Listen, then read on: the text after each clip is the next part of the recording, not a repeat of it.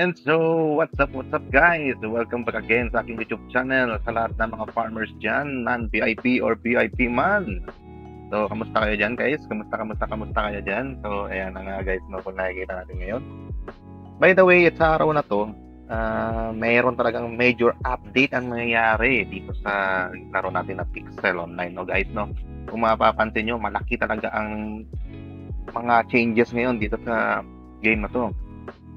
Parang nagso-soft launch na yung chapter 2 natin guys, no? Yun ang sinasabi ko na ba na yun, dapat mag-ready kayo dahil yun nga, may purpose yung play to airdrop nila. Hindi yun para sa token lang guys, yung purpose na sa play to airdrop, yung pagpa-level ng skill.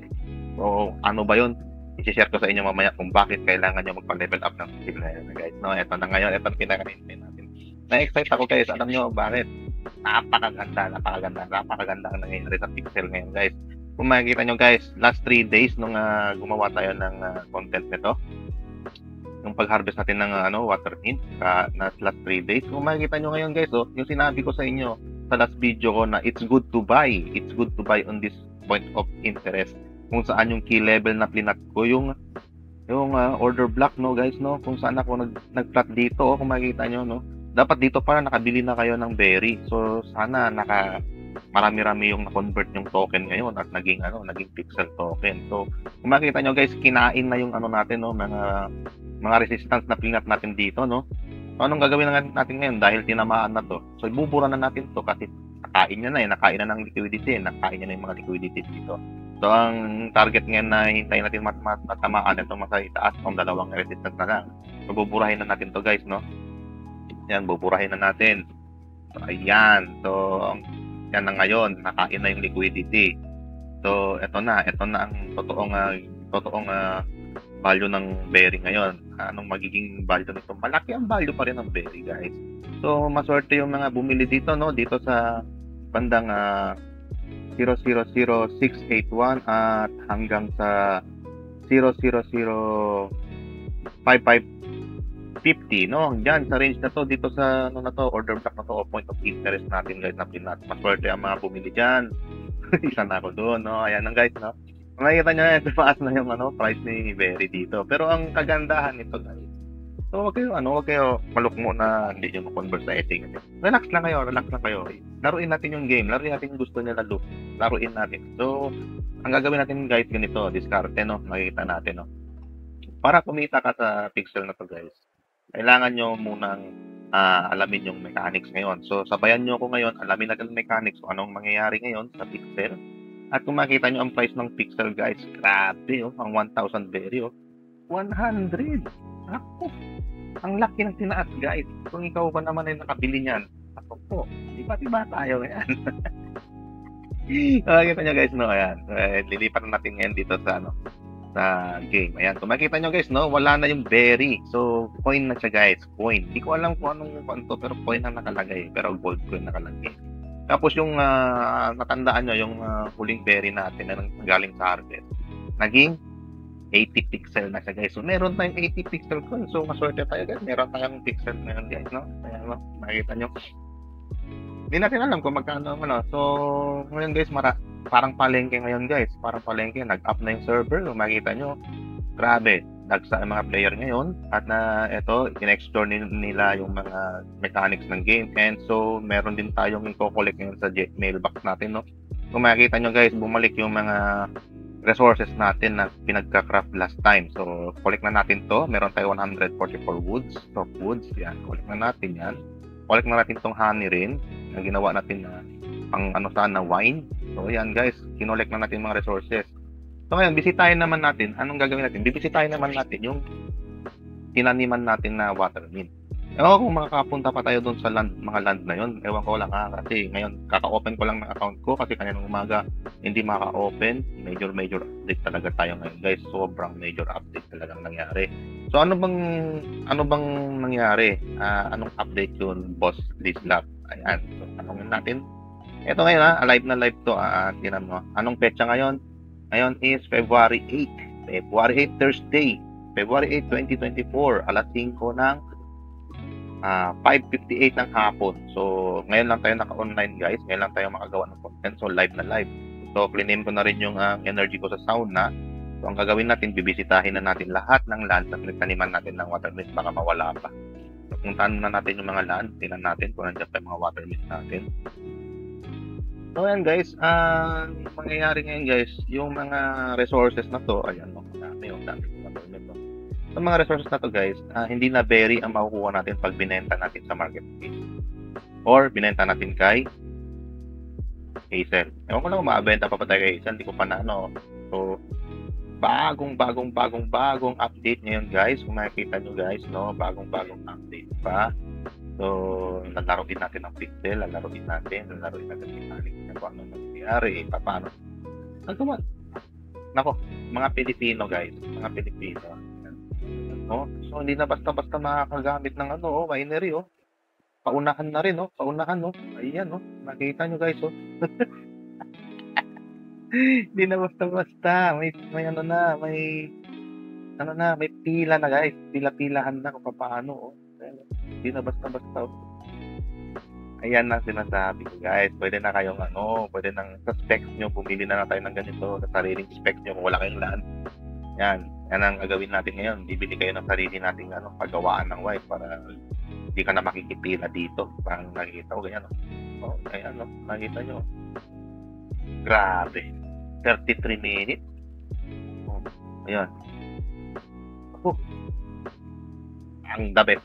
Nakikita mo, maganda. Magandang ginawa. Advance talaga mag-isip silok. So, ngayon guys, alam nyo yung purpose ng play to airdrop nila last time sa chapter 1. Nakita ko doon hindi yung token, hindi yung pixel token airdrop, hindi yun eh. Ang purpose nun ay pa-level ng skill nyo. Bakit boss lista, bakit kailangan yung skill? Ngayon, skill dahil titingnan natin mamaya doon sa Peradilla, tingnan natin kay Hazel. So, ang gagawin natin muna ngayon, harvest muna natin ang mga water mist na pinagtaniman natin, no? At pag-isipan natin kung anong gagawin natin sa mga water mist natin na pinagtaniman natin. Yan guys, no? I'm so excited. Very, very excited. Maganda ang mangyayari dito sa Pixel guys. Sinasabi ko sa inyo maganda eh. No? Yan. So, walang sayang sa nangyari sa pag water mint water mint farming lang ako, pero para sa akin yun, diskarte ko to. Ewan ko sa inyo kung gagayahin nyo, sa inyo yan. Pero ako, much better, gawa rin kayo ng sarili ng diskarte para meron tayo i-share sa iba paano kumita, no? So, ano yan? So, harvest natin. Harvest muna yung mga nasa major maps na naka-bookmark yung mga water mist natin. Guys. So, i-rewind ko lang muna to. Harvest ko muna itong mga water mist guys. So, stay tuned lang kayo, ha? Stay tuned lang kayo.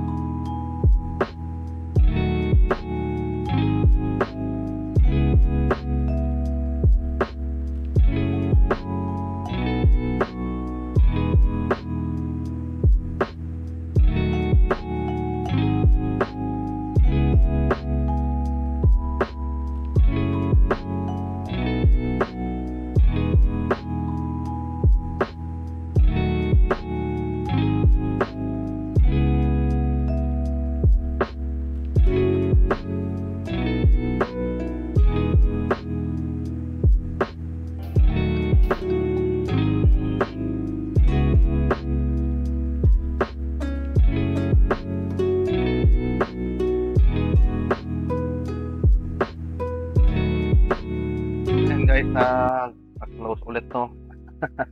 So makita nyo, no? Nag-close tayo ulit. Ewan ko kung anong gagawin. Reload tayo ulit.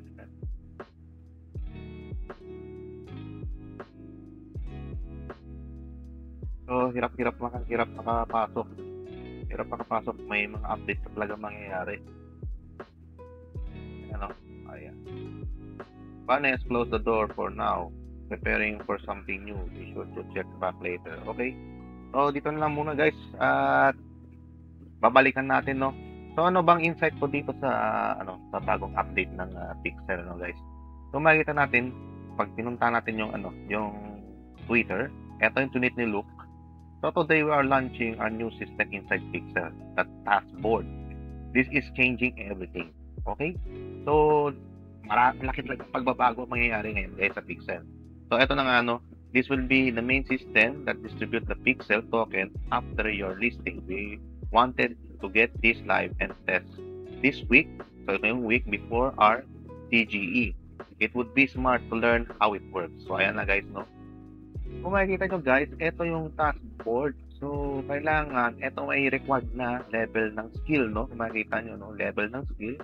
At para ma-attain mo tong mission na to, itong task to, kailangan ma-meet mo yung requirements dito, kung anong level, para makuha mo yung mga kailangan na task. So, ang gagawin niyan guys, yung re-receive mo is coin. So, itong coin na to guys, no?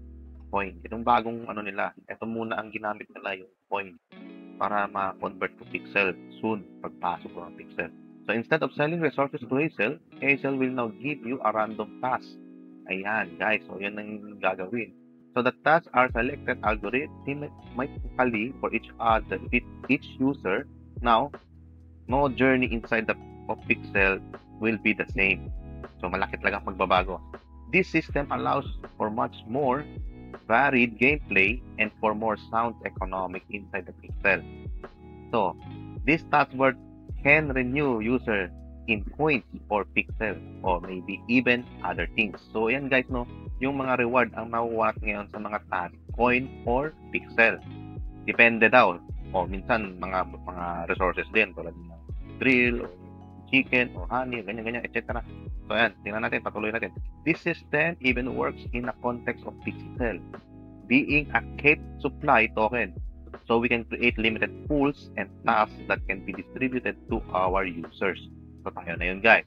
For example, we can create tasks that calls for a 10 diamond or with the reward being 10 pixel for completion. Yun na guys, no? May designated reward sa mga designated tasks na gagawin o bibigay sa inyo. So, ganun na ngayon ang kitaan dito ng pixel o ng token. So, we can set a minimum amount of this task to be set out to the user. And we randomly distribute this task to a maximum of 1,000 users per day. So, 1,000 users per day. So, ganun na nga guys, no? So, every day, may certain task tayo. Bawat isa, iba-iba. Depende sa reputation mo. Siguro, depende sa level ng skill mo. Malamang papahirapan talaga tayo maka-earn ng token o ng pixel. Pero, tiba-tiba to sa mga meron ng pixel in-game. So, napakaswerte natin guys. Kahit pa paano, meron pa rin tayo na ipon na pixel nung last time nag-harvest tayo ng ating watermint at nagtanim tayo ng watermint. So, meron pa tayo watermint nga guys. Nakita nyo, nag-harvest tayo ng watermint, no? So, makakonvert natin yun ngayon sa token. Diba, yun na guys, no? Or pwede natin ibenta sa player to player. O, makabenta tayo ng token sa player, no? Benta natin yung resources natin at kapalit token. Yan, yung token na yun, malamang pixel ang kapalit nun. Yan, ganun. So, this allows us to be very precise with the amount of pixel being distributed through the taskboard and allow us to give compelling reason to try and gather these end game resources as well. Who get the task? We can also set a preference to distribute more of the task to specific person if desired. Example, increase the likelihood of a VIP member receiving this task times 10. So, yun guys, no? This taskboard also can send better rewards to players who have a higher reputation in Pixel, have a higher level in Pixel, have VIP, farm, land, pets, have completed certain requests, we can incentivize certain gameplay paths to unlock better tasks this way. So, ayan guys, no, kung every time na meron kang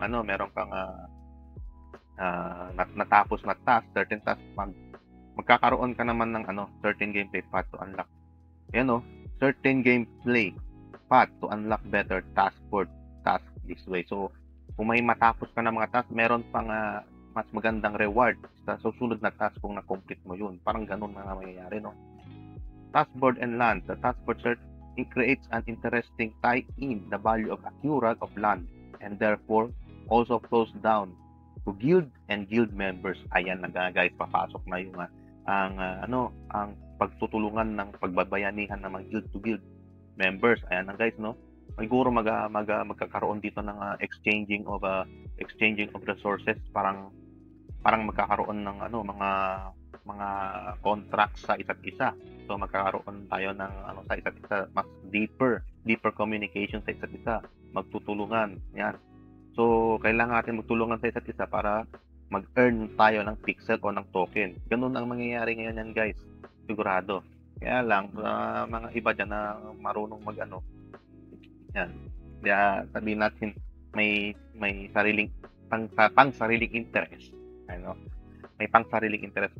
Tamang meron pa rin samantala niyan. Pero sa tingin ko guys, magtutulungan na lang tayo guys para maka-earn ng pixel or token dito guys para sa resource natin. Indirectly links farming resources for more desirable lands to pixel. Yan. Coin for now. So ngayon, coin pa lang daw ang ma-receive natin. Then pixel. Ayun. So yung coin guys, huwag nyo baliwalain yan. Yung coin na yan. Baka magkakaroon pa ng designated value kung ilang pixel ang makukuha nyo. Kaya huwag nyo maliitin tong coin na to. Yung makukuha rin coin. Tulad natin ngayon, naka-harvest tayo ng watermint. So yung ma-harvest natin watermint, mapapalitan natin ng coin yun. So sa ngayon, pwede natin ibenta sa player yung watermint natin. Baka sa may mga tax sila sa watermint. So ganun, no? So iba't iba. Kung may egg ka, meron ka bang egg, meron kang honey, yan. Pwede may palit ng coin ngayon. In future, yung coin na yan na naiipon natin, baka mapalitan natin sa pixel yan. At yun na ang pwede natin i-payout. Yan, ganun lang guys, no? Right now, we are just earning coins through the task board. Later this week, we'll experiment in incentivization and add in other words like prawn and pixel is out. When pixel is out, you'll earn pixel here. Yeah. Remember, pixel is an experiment. We are releasing this feature today. This system will need some working. The goal is to have in tiptoe shape for the launch of Pixel. Give us feedback. So, yan guys, no? Ang feedback ko lang dito, guys, ay masasabi ko ay malaki potential. Alam mo guys, yung Pixel na 8 na lang silang token na yan. Pag yan pumasok na sa Binance, no? Depende sa mga pero nakikita ko maganda ang tatakbo ng pixel na to. So ako guys, for now, ang sa akin sa diskarte ko, well, hindi ako expert no, hindi ako financial advisor. So kung ano yung diskarte na pinapakita ko ngayon dito sa video na to is mainly for entertainment purpose lang yan guys, no, for you to have an idea lang, no. So yung diskarte ko pwedeng hindi mag-work sa inyo, so yung diskarte ko baka sa akin lang mag-work or ganun lang guys, no. Ngayon, nagsishare lang ako ng insight kung anong gagawin kong diskarte. Nasa sa inyo na yun kung gagayahin nyo yung diskarte ko o yung style ko sa gameplay. So ngayon guys, ang ano ko ngayon guys, more on observation pa lang ngayon guys kung paano ko gagawa ng paraan ko para kumita ng pixel. Ngayon, ang aim ko talaga, makakapag-collect ako ng mas maraming pixel dahil alam ko sa aking sarili. Long term tong game na to guys, long term. So, mas lalong pahirapan ng resources, mas lalong tataas ang value nito. Alam nyo ba yun guys? So, yung mga resources na pahirapan, yan na papasok yung marketplace guys. So, kanina guys, sinubukan ko pasukin ng marketplace. Sobrang busy, hindi ako makapasok. Hindi ako makapag-buy and sell. So, yan guys, no? So, ngayon guys, na-close ang natin. Close tayo ngayon, no? Makita nyo kanina, live na live. Naglalaro tayo, na-close tayo. So, subukan ng reload kung makapasok tayo ulit. Ayan, no? So, pa-close yung server, guys. Pa-close yung server, no? Ayan. So, nakapasok tayo ulit. So, harvest ko, ano? Ayan. So, hirap makapasok, guys. Hirap, oh. super busy ng server. So, hindi natin pipilitin. Ganun na lang talaga. Hintayin na lang ulit maging down ang magkakalma yung network. So, ayun guys, hanggang dito na lang guys, no. Kahit ako excited ako, bullish ako sa Pixel. Sobrang bullish ako. So, hindi ako nanghihinayang kung ano man ginagawa nila. Mas natutuwa ako dahil magkakaroon talaga ng pure gameplay o magiging play to earn na talaga to guys. Yung diskarte na talaga guys para kumita ka dito guys, no. Maganda. The best. So, hanggang dito na lang.